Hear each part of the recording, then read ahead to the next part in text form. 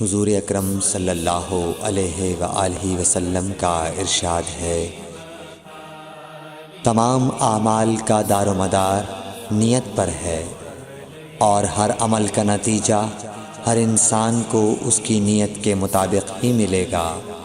پس جس کی ہجرت دولت دنیا حاصل کرنے کے لیے ہو یا کسی عورت سے شادی کی غرض سے ہو، پس اس کی ہجرت انہی چیزوں کے لیے ہوگی جن کے حاصل کرنے کی نیت سے اس نے ہجرت کی۔